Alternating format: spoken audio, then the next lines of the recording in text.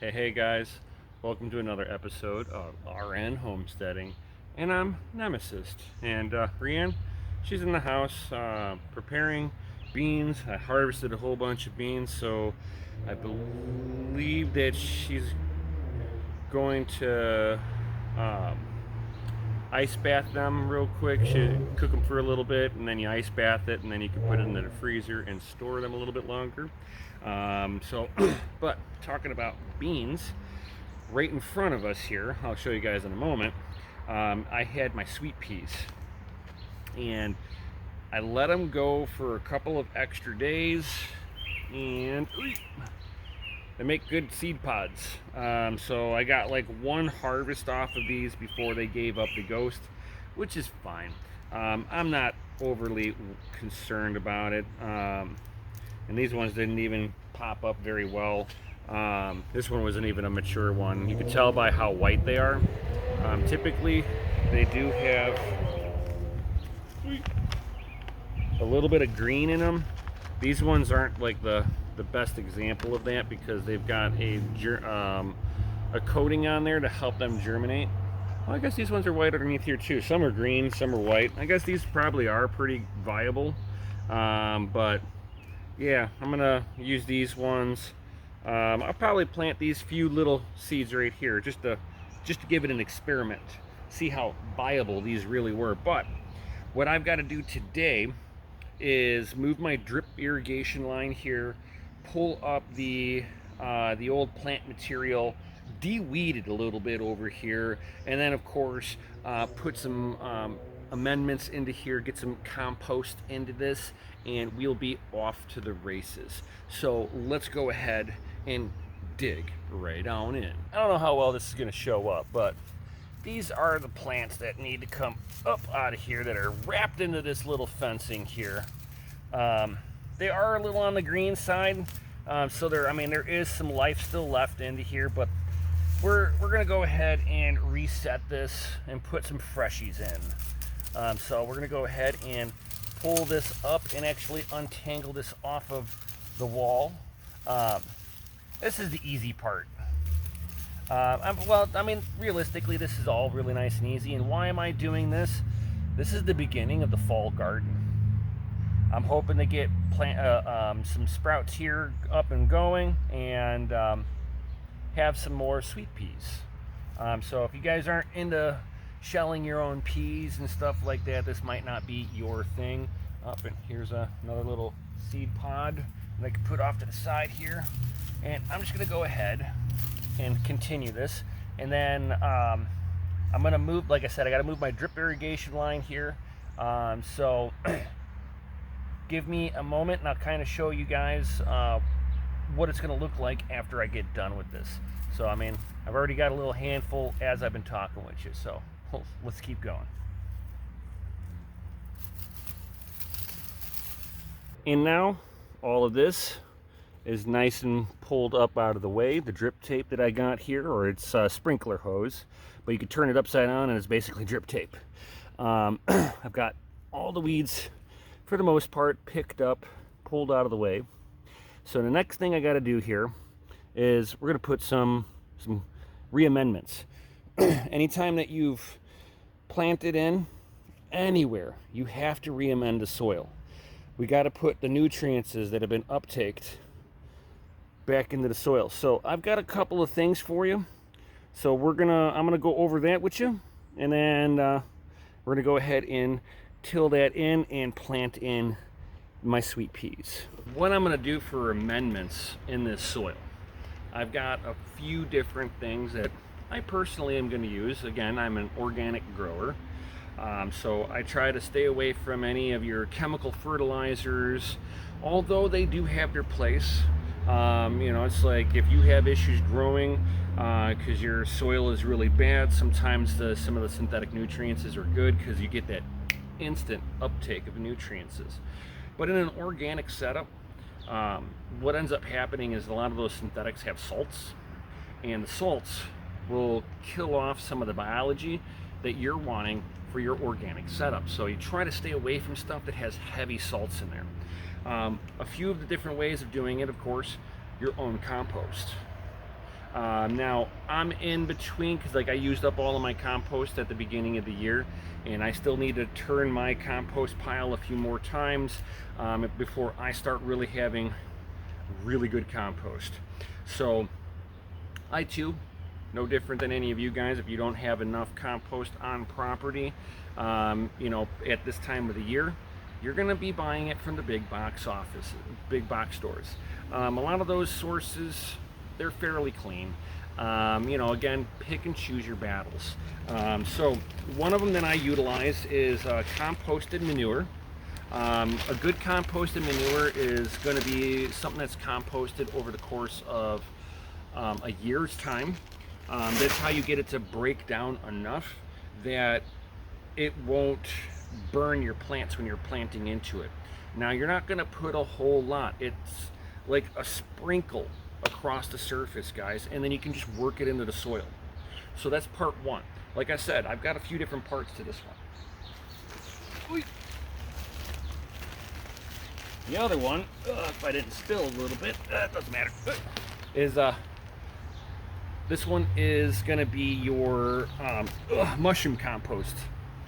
I like mushroom composts. Why? Because it puts in some of that mycelia layer that we're looking for in the organics. The mycelia, or the fungal zone in the soil, is where all the nutrients get sequestered into the plant. It's like it's like a supercharged highway for your plants. So we want to make sure that they have a little bit of that supercharged highway. Now, I have a lot of wood chips down. I've got a lot of fungus back here, so adding in more ain't gonna hurt nothing, as long as you're adding in beneficials. There are non-beneficial mushrooms that you can put in, and it'll make a lot of your stuff toxic. So be careful when you're playing with mushrooms. Make sure that you know what you're doing. But when it comes down to getting like a mushroom compost from, you know, like Home Depot, Lowe's, wherever your nearest store to be able to grab gardening supplies is, you can rest assured that the mushroom compost that you're getting from them is going to be from a clean source. And then the last little part of this, I'm not sponsored by them, but there's a company out of Colorado called Build a Soil. These guys are, granted, they are part of the cannabis industry, but what I like about the cannabis industry is that they bring in a lot of your organic sources. There are a lot of organic cannabis farmers, and they're no different than us homestead gardeners or anything like that. So they've actually got a little something that is really good for supercharging your flower pots and your ground right there. So I've got three products from them. So I've got the Re-Amend Old Soil. So it kind of adds in some of the amendments that a plant would have sequestered out of the soil. Now, because I had peas down, you're basically you're putting in stuff that's going to be helping to nitrate the ground. So the nitrogen you don't got to worry about, but your potassium and your calcium and magnesium, you need to put all the rest of the nutrients back in. So I do have my beans over here. So I mean, like, nitrogen is not an issue, and I think that's why my tomato plants that are behind you are thriving so well. I mean, they are vibrantly green, and I haven't done nothing to them. The cherry tomatoes are taller than me right now. 100%, they are taller than me. So and they are getting ripe. I'm like getting super excited to be able to have some fresh tomatoes again. But back onto this. So what I'm going to do here is I'm going to put a light layer of the manure down. Oh, and talking about this still. I like get sidetracked with all this awesome gardening stuff here. So I've got their Re-Amend Old Soil in here. I've also got their Pro Blend. The Pro Blend is just more nutrients. None of this stuff. Here, let me go ahead and show this to you guys. Nothing in here is like a liquid amendment. These are all dry amendments. so they're not instant uptake.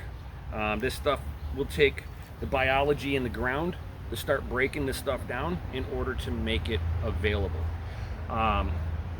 So, and then I've also got a fertilizer that helps work with composts.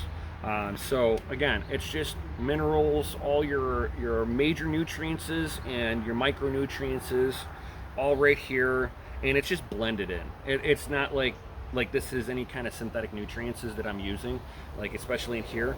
These are like coming from regular sources, and they just chop it up and make it into smaller bits so that the biology can break it down just a little faster.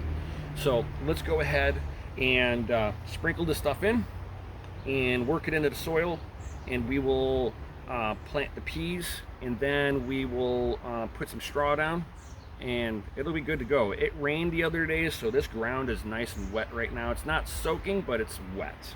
I know some people are like, it's not the ideal time, you want to let it dry out. This year's been kind of weird that we've been going at least once a week I get rain, so there's not enough time for my ground to actually dry out, especially with all the wood chips that I've put down. My soil here holds on the water very nicely. Never really gets a thorough drying. So we'll go ahead and show you what I'm doing down here.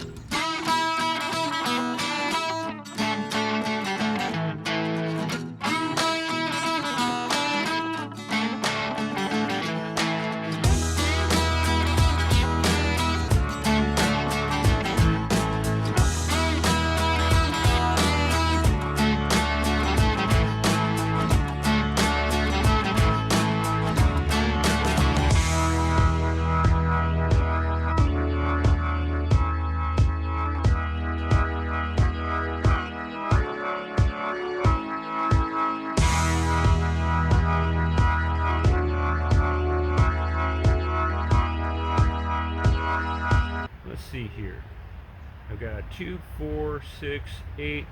I got 9 fresh seeds from this year. I'm gonna go ahead and try to see about planting them in. And yes, guys, the peas that you have are basically seeds. So if you didn't know, if you didn't realize that, now you don't know. So I'm gonna plant them into this very first section here, and this will be my little test plot to see how good these seeds really are. Now these ones you don't have to plant super deep. I mean, for me, for what I do is I will put them onto the surface, and then I push them down about to my first knuckle, and then bury them, and they're good. And then plant them about 1 to 2 inches apart.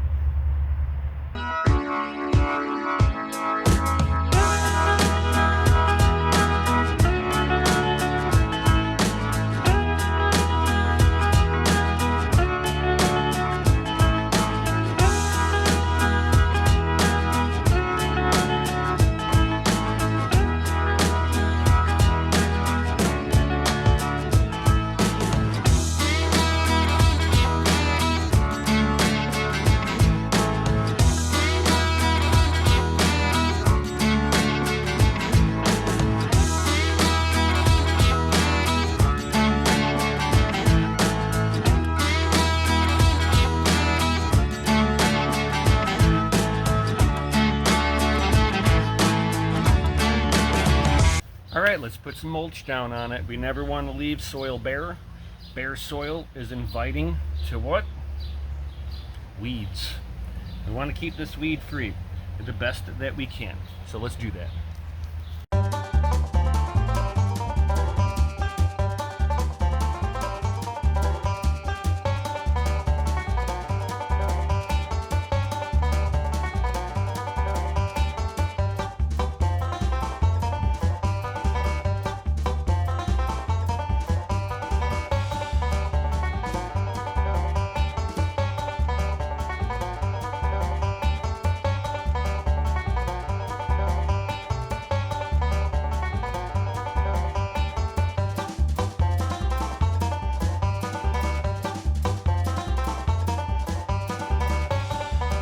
That's the beans all set and ready. You watched me amend this. So now these new peas have been put back into the same spot that I planted them at the beginning of the year. Now, typically people are like, well, shouldn't you be rotating your crops around? I'm not a big agriculture guy. I'm one person. You can certainly try to rotate your stuff around. It's not going to be something that you're going to be perfect at, trying to not monocrop, where monocropping is where you're planting the same thing over and over and over and over and over again in the same exact spot. My theory is you can get away with doing this. You just got to have safety provisions. One, pay attention to the nutrients that you're pulling out of the soil. I think every grower in the very beginning, they were like, oh, I got to rotate my crops. Let me know in the comments down below if you're an experienced grower and you still rotate your crops, because bless your heart, I got too big of a garden to be sitting there as one person to remember and make notes of what was planted where. I've got a tomato trellis here. Am I going to sit there and move my tomato trellis every year? No, I'm going to plant tomatoes over there. I'm just going to pay attention to what I'm putting into the soil. The soil pathogens are always there.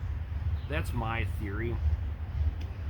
Sure, you might have some pest pressure here and there, but it's not going to be every year. And as long as you're doing the right stuff, putting your beds to rest at the end of the year, you're going to do pretty decent. That's some of the reasons why, and I'm not saying that this is an end-all be-all, but that's why I've got wood chips back here. I get arborist wood chips, and that helps provide the mushrooms that you need, the fungal activity in here. And when you got fungal activity going on, that helps amend a lot of the soil too. And then you have the biomass from the wood chips and the leaves and everything breaking down from the arborist wood chips, that you're putting a lot of compost back in there, and you're basically gardening kind of like how nature does it. So when you're putting in wood chips with leaves on top of your soil, that's what happens at the end of the year in the forest, right? Leaves fall, dead branches fall, and that sits on the ground over winter. So it overwinters in, and then during the spring thaw, and all that water from the snow starts working its way into the ground, it's basically going to take the wintered compost, and it puts all that nutrients back into the ground. That's how nature composts. It composts right in place. So you can actually incorporate some of those same techniques and mitigate a lot of the issues. I noticed that from this year to last year, I've got a lot more soil activity going on. I find a lot more mushrooms growing. I find more worms. Just a lot more life in this soil versus what it was a few years ago, which was all grass. This was all grass 3 years ago. So this is my first successful year in here. So this is the second year of me gardening in here, and 1 year of having a back to Eden style gardening. Now, does it get rid of weeds? No. You will not get rid of weeds. Weeds will always be there. This will be the bane of the existence of every gardener. But if you have good soil, you don't have all the weeds that would normally be there, and they're easier to take care of when the soil is right. And then, it's like I already showed you guys in the previous 3 videos, that was 3 or 4 hours worth of just weeding, and it was like 2 hours back here weeding alone, and that was the first time I weeded all year in this garden, really. So it's something that could be easily maintained if the soil composition's correct. So I hope you guys find some of this stuff informational. If there's anything that I ever forget, and you guys are experienced gardeners, certainly let me know in the comments down below. A good community shares knowledge, and a shared knowledge makes better growers for everyone. So definitely smash that like button, subscribe, hit the bell notification, and may your thumbs always be green. I'll see you on the next one.